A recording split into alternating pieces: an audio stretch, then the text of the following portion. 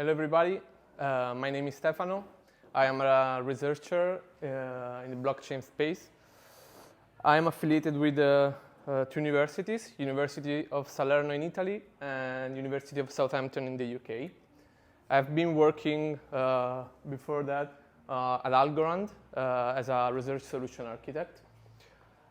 Today I'm going to talk to you about an interesting trade-off that exists between the control we can have on the infrastructure and the decentralized infrastructure, and the way we can test this kind of infrastructure to spot consensus bugs.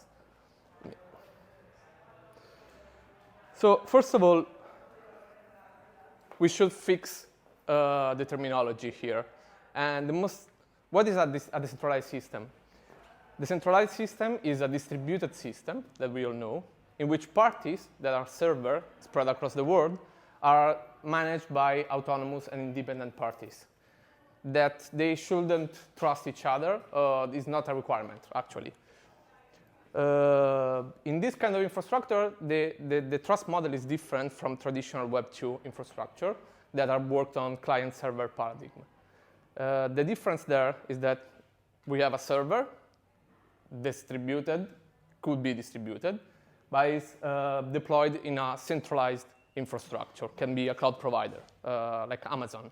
So they provide you the infrastructure, you can deploy there your service, and the infrastructure is super powerful, so it can be distributed, reliable, secure, whatever. The point is that it's centralized. So if Amazon decides to close, you have a problem.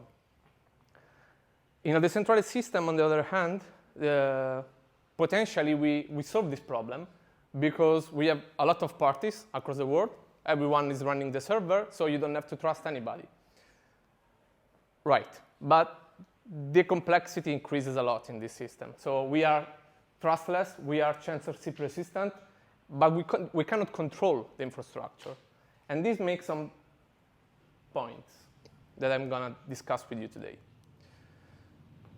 So when you have this kind of decentralized infrastructure, anybody, especially in permissionless blockchains, where everybody can join, can just download the client, install in a server, and start its own node, right? And be part of this kind of public infrastructure. We have a lot of players in this field, so we can have node providers, like Infura for Ethereum. In that case, these people it's their work to provide infrastructure for running a blockchain node. So they can do it quite well. So they have these powerful data centers, they speed up the node, and they have these super replicated nodes that run on the blockchain. So you can trust it. Amazon can do the same because they have the power and they have the competencies to do that. And for sure, they don't introduce misconfigurations in the nodes that are running the infrastructure. But here, there is Stefano, myself, running the blockchain node in my home server. I'm not an expert, maybe. I don't have the computation power that Amazon can provide. So my node is not so reliable. I don't have firewalls to protect the node. I don't have methodologies to update the software of my node. So this makes the system less reliable because we have parties that are participating in keeping the infrastructure safe that are not safe from themselves. So you could say, okay, wait, Stefano, you're wrong here because with blockchains we have consensus, right? So we solved the problem because we have this decentralized infrastructure. If there are some party that is not reliable or maybe is offline because its node is not good enough, we have consensus, right? So consensus provides resiliency in that case and ensures that data is trustable at any point in time.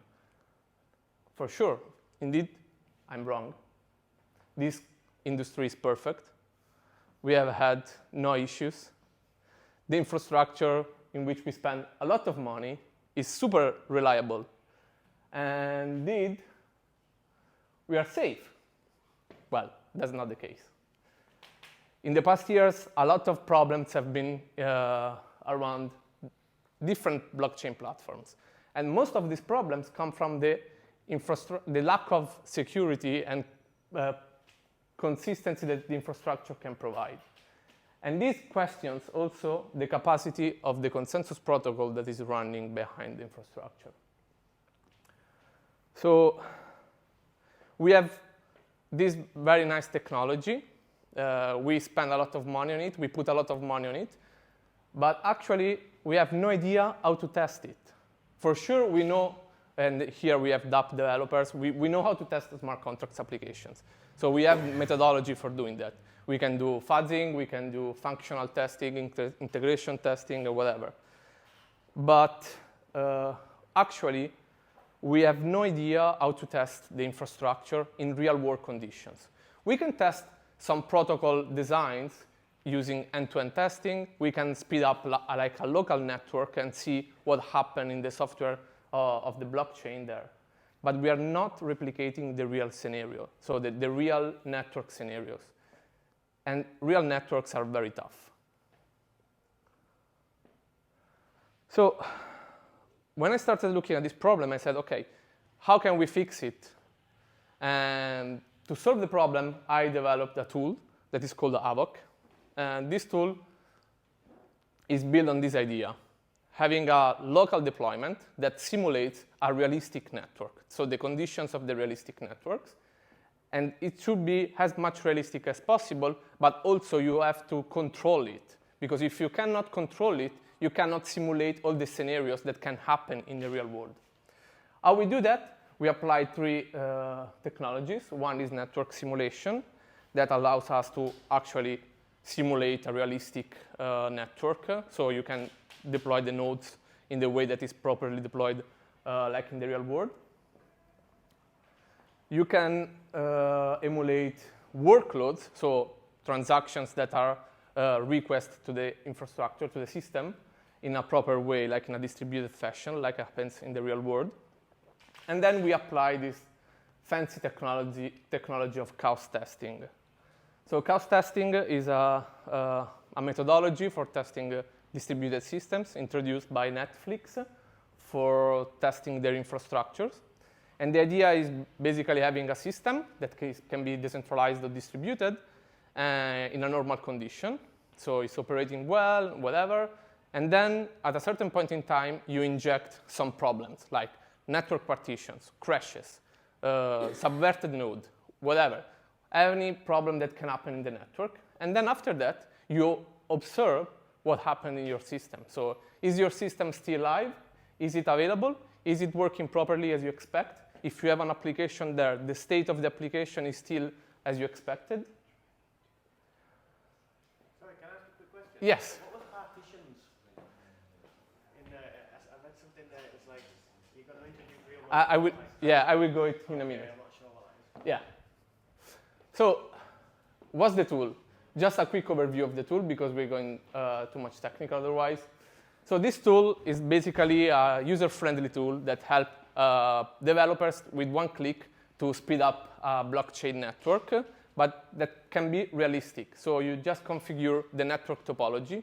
You can say, OK, I want to configure this network with 5 nodes. Each node is like with a certain latency in communications and certain type of configuration. So you can configure the underlying blockchain platform, like the Genesis governance, the node configurations. And each node that you configure can have its own software. So you might have software of version 1, let's say Ethereum 1 on one node, and then Ethereum 1.1 on node 2. I'm inventing numbers here.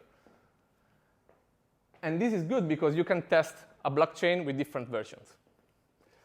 Other things that you can do, you can simulate workloads, so sending transactions to this system, and fault loads, network partitions. You have a decentralized network with nodes, and this is your question. A partition, you split the network in two, and two parts of the network cannot communicate with each other.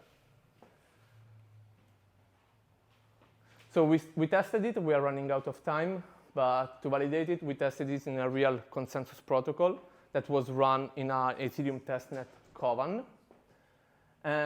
We were able to break some synchrony assumptions of this protocol, and we find a bug in the protocol that caused a system fork. So a fork is basically you have the ledger that is different from two sides of the network.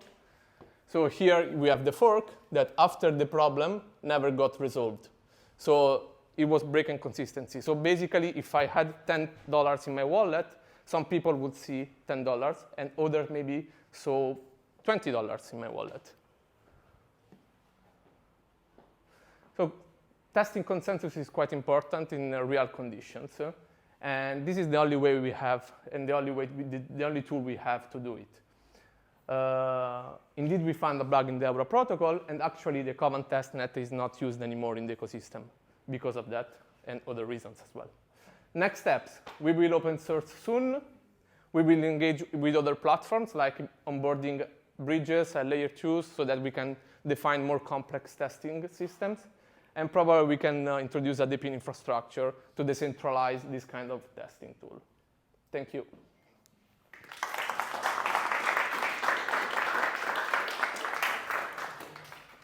Does anybody have any questions?